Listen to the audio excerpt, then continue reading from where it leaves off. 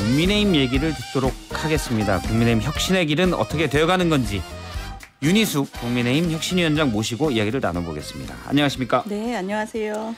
예, 아니 혁신이 어떻게 돼가는 거예요? 오늘 혁신위 회의 있죠? 아니요, 혁신위 회의는 아니고요. 의총이 있죠. 의총이 있고요. 거기서 그러면 혁신이 안 가지고 얘기를 합니까? 혁신이 안 갖고 얘기한다는 얘기까지 들었고요. 예. 저를 부를지는 아직 결정 안 된 것 같습니다. 그럼 혁신이 안 가지고 의원총회에서 얘기를 한다라고 하면 당연히 불러서 혁신위원장의 입장을 들어야 되는데 아직 그런 거에 대해서는 어젯밤에 소통이 있었고요. 예.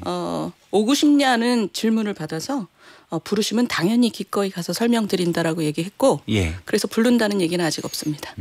알겠습니다. 오고 싶냐라는 워딩이면 안 왔으면 좋겠다가 약간 들어간 것 같기도 하고 알겠습니다. 그간 혁신이 출범한 지 2주가 됐는데 혁신의 동력이 좀 빠졌다. 사실 1차 인적 쇄신안 낼 때만 해도 역시 윤희숙 의원 세게 나간다. 이런 평가들이 있었는데 그 뒤로 조금 또 조용해요. 어떻게 봐야 될까요? 그 혁신안 1안이 제가 자리를 수락한 다음에 바로 다음 날 냈어요. 예. 그게 뭐냐면 제대로 사죄드리고 그 방향을 분명히 당원에 넣자. 그것은 당장 시행됐어야 되는 거거든요. 예. 근데 그게 지금 오늘까지 사실은 민기적이죠. 그래서 그 일환이 제대로 처리되지 않는 걸 보고 제가 동력이 빠지기 시작한다는 느낌을 받았습니다. 그러나 예. 오늘 의총에서 이게 어떻게 얘기가 되고 논의가 되는지에 따라서 이건 뭐 혁신이 자체 문제가 아니라 우리 당의 동력이 혁신 동력이 남아 있느냐 아니면 아예 꺼버리느냐가 오늘 결정되는 거죠, 사실. 예. 그래서 좀 두고 보셔야 될 것 같습니다. 예, 좀 어떻게 예상하십니까? 오늘 의원총회는? 제가 예상하지 않겠습니다. 이거는 저희 당한테 워낙 중요한 문제이기 때문에 이렇게 가볍게 얘기할 문제는 아니고요. 잘 되길 바랄 뿐이죠. 많은 분들이 이런저런 얘기를 할 것 같아요. 윤희숙 의원님에게.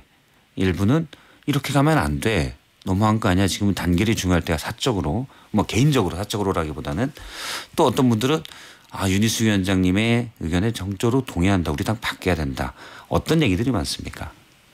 바뀌어야 된다는 말씀이 많고요. 그러나 너무 센 거 아니냐 이런 말씀도 하세요. 근데 이제 이런 거죠. 너무 세냐. 왜 의원들하고 좀 조율을 안 하냐. 근데 혁신위라는 것은 원래 본질적으로 국민 눈높이에 맞는 안을 내놓는 것이 사명입니다. 그리고 그것을 수용하는 게 지도부의 사명이에요.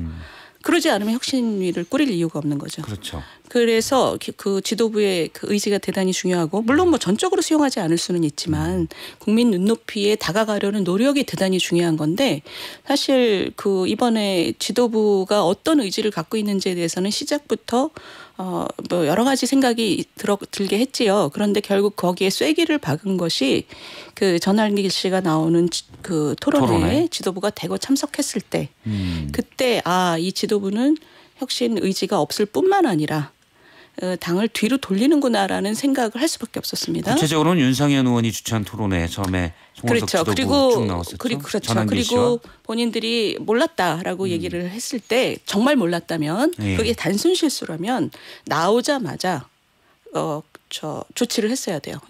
이런 판을 깔아준 것에 대해서 징계 조치가 들어갔어야 됩니다. 전환길 씨가 전환길 씨에 대한 전환길 씨는 그때까지는 당원인지 아닌지도 몰랐으니까 그분의 주장은 계엄 옹호 부정선거론인 게 잘 알려져 있고 그분이 또 그 자리에서도 그런 얘기를 했고 그렇다면 그분에게 그런 자리를 깔아준 의원들에게 당장 저는 징계 조치가 들어갔어야지 지금 지도부의 방향성이 나타났다고 봅니다. 그런데 그게 정반대로 나타났죠. 별거 아니다는 식으로 계속 얘기가 됐어요. 그냥 형식상 의원 토론회니까 갔다라고 했죠. 그리고 그 다음 날 똑같은 토론회가 또 일어나는 것을 방치한 거죠. 그래서 이거는 대단히 문제라고 저는 생각을 했고 그래서 사실 그 자리에서 그 이후에 나윤장송이 나온 거죠.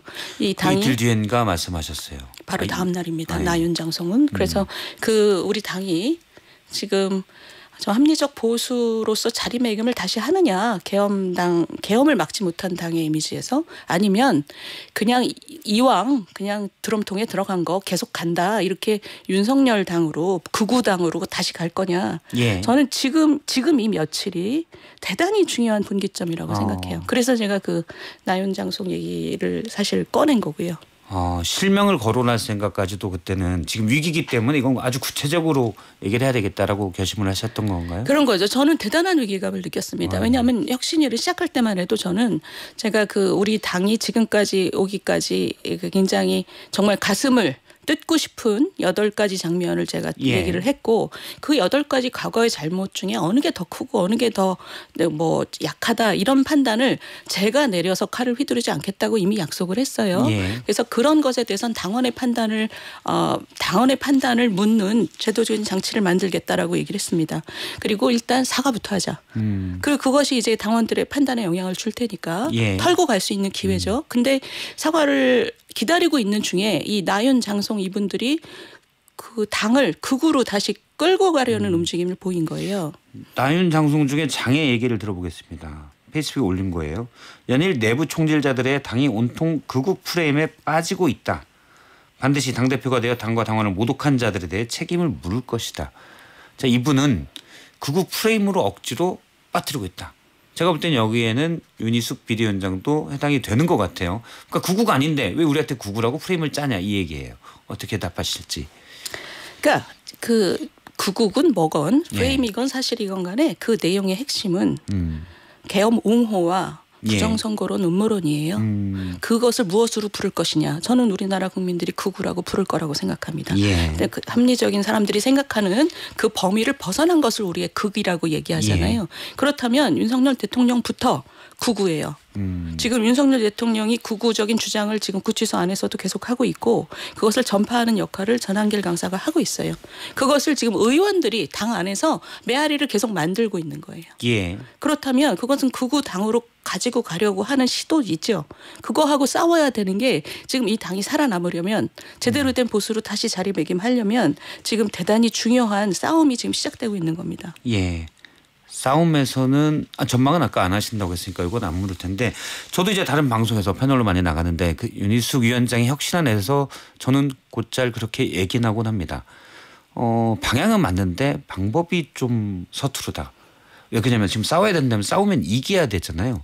과연 이기기가 쉬울까? 우구는 좀 확보를 하셨습니까? 저는 그런 얘기를 하시는 분께 여쭤보고 싶어요. 여기서 이 싸움에서 이기는 게 뭔가요? 지금 당이 극우로 빠지지 않고 당의 주도권을 지금 말씀하신 대로 개혁 보수나 합리적 보수가 가져오는 게 전 이기는 거라고 생각을 해요. 국민의힘 입장에선. 그렇다면 이 제일 먼저 해야 될 일은 이런 행태가 극우다. 라고 분명하게 얘기하는 것부터 시작입니다. 아직 뭐 이기고 지구까지 가지도 않았어요. 여기가 지금 이런 얘기를 하는 사람들이 극우라고 분명하게 밝히는 것이, 그 다음에 스스로 그럼 나는 극우는 아닌데 이런 것을 스스로 정립해야 되는 단계가 아직 남아 있는 거예요. 이건 시작입니다. 지금. 지금 시작이고, 제가 이제 그 메시지가 잘못됐다는 건 아니고, 예를 들어서 그런 거죠.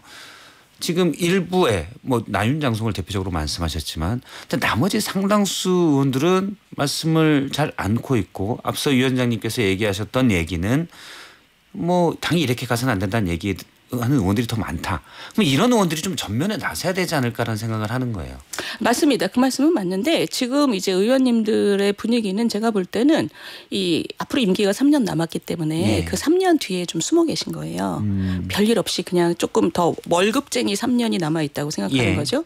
그런데 지금 우리 국민들 눈높이는 뭐냐. 아주 냉정하게 얘기하자면 국민의힘에 대한 국민 눈높이는 닫아라예요. 당문 닫아라예요.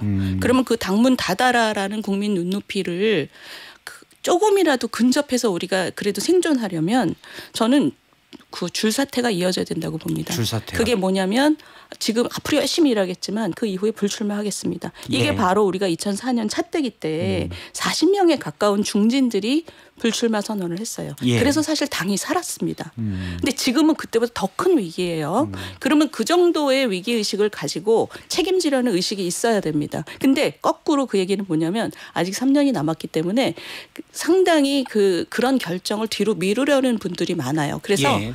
이런 식의 어려운 얘기, 이렇게 찌르는 얘기, 뭐 우리 책임져야 된다 이런 얘기를 되게 피하려고 하는 그런 뭐랄까요, 숨어 있고 싶은 그런 지금 분위기가 좀 형성돼 있습니다.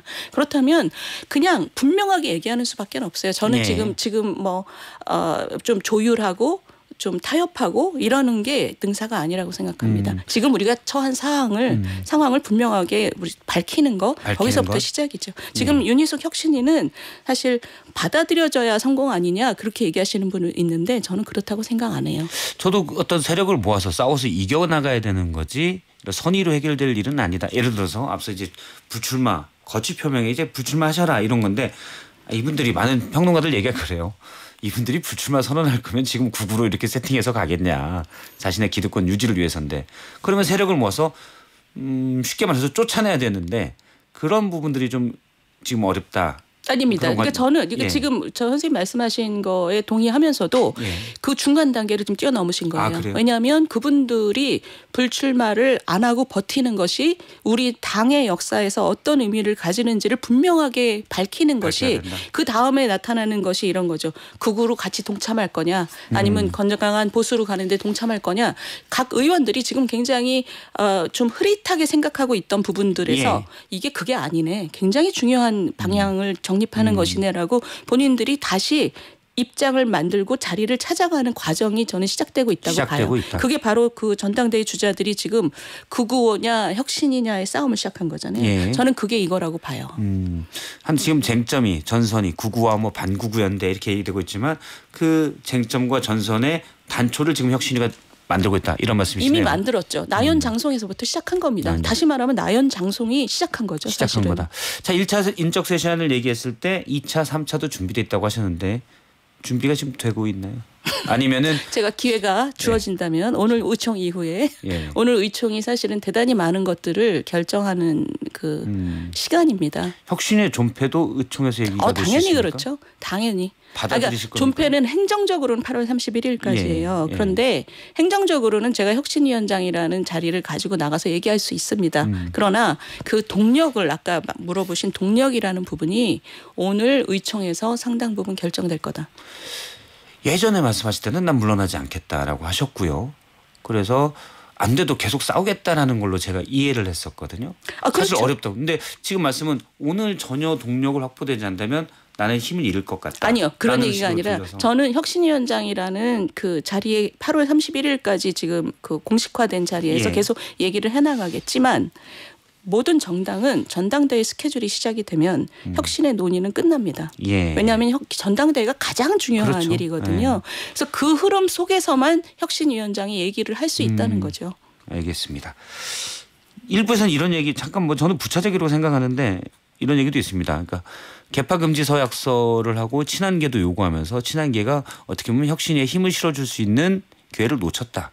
이런 지적도 나오는데 여기에 대해서는 어떻게 그러니까 우리 박 선생님이 실장님이 제가 정치공학적인 고려를 너무 안 하고 있어서 서투르다 이렇게 얘기하시는 것 같아요. 근데 저는 지금 단계에서는 정치공학적으로 누구와 손잡고 누구를 더 밀어내고 이런 고려보다 방향성을 분명히 하는 게 대단히 중요하다고 생각합니다. 원칙을 세우는 게 더 중요하다. 그렇죠. 원칙. 이 말은 남는 겁니다. 우리 당으로서는 과거에 우리가 무엇을 잘못했냐라는 것을 분명하게 반성을 해야 되는데 윤석열당 계엄당 이것을 뒤집어 쓰게 된 과정까지 우리가 뭘 잘못했냐. 그 과정에서 개파 싸움은 대단히 중요합니다. 저는 작년 가을에 김민석 당시 의원이 계엄 얘기할 때 좀 정신 나간 사람인 줄 알았어요.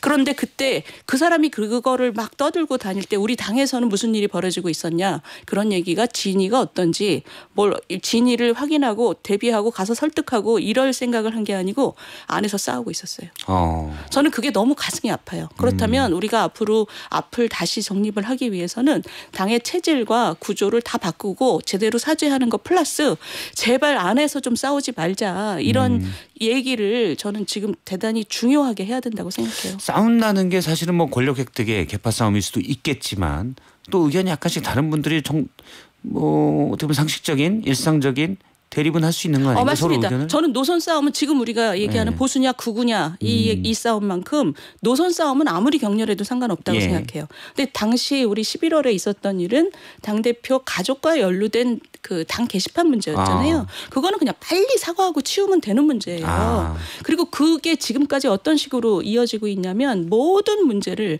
계파적인 시각에서 생각하고 상대를 예. 공격하는 데만 쓰고 있어요. 이거는 지금 뭐 양쪽 다 마찬가지입니다. 제가 이번에 그 당대표에게 좀 안정적인 그 자리를 좀 보장을 해야 된다. 끌어내리는 그 예. 자동 붕괴 조항을 좀 빼자 그랬을 때 양쪽에서 다 개파적인 시각에서 자신들한테 불리하고 상대방에게 유리하다는 그런 얘기를 제가 막 전해 듣고 우리 당이 진짜 큰일 났다 이런 생각을 했습니다. 송원석 비대위가 이 얘기를 했습니다. 전환기 씨 얘기를 해보면 전환기 씨 상당히 싫어하시죠. 우리 당을 망치는 미꾸라지 정도로 생각하시는 것 같은데. 저는 그분의 옛날에 하신 말씀 되게 좋아해요. 청년들에게 하신 말씀은 되게 건강한 말씀이 많아요. 근데 최근에 이제 윤석열 대통령과 가까워지면서 좀 불안하죠. 불안하고. 송원석 비대위가 징계를 검토하겠다라고 했고 서울시당 윤리위에서 징계를 한다고 하는데 징계될 거라고 보십니까? 예를 들어 출당 조치. 당원권 정지 이런 게 있을 거라고 보십니까? 현재 우리 지도부의 그 행적을 보면 뚜렷한 방향성이 없는 지도부입니다. 시당초 맨 처음에 거기 갔다 오셔서는 별 문제 아니다 그랬고 문제가 되니까 검토하겠다고 했고 또 그다음에 또 뭐 호들갑 떨지 말라는 얘기 그런 기조에서 지금 차분하게 하면 된다 이렇게 얘기하시고 또 지금 그러니까 바깥쪽의 상황에 따라 좀 달라지고 있어요. 그러니까 방향성이 뚜렷하지 않은 지도부라 제가 지금 출당이 될지 말지를 예상하기가 어렵습니다. 송원석 비대위는 그냥 뭔가 소리가 바깥으로 크게 안 나기만을 바라는 또는 바깥에서 나오는 소리에 반응만 하는. 홍준표 전 시장이 이런 얘기를 했습니다. 자발적 정당 해산해야 된다. 당 자산 국가에 반납하고 당 해체해야 된다.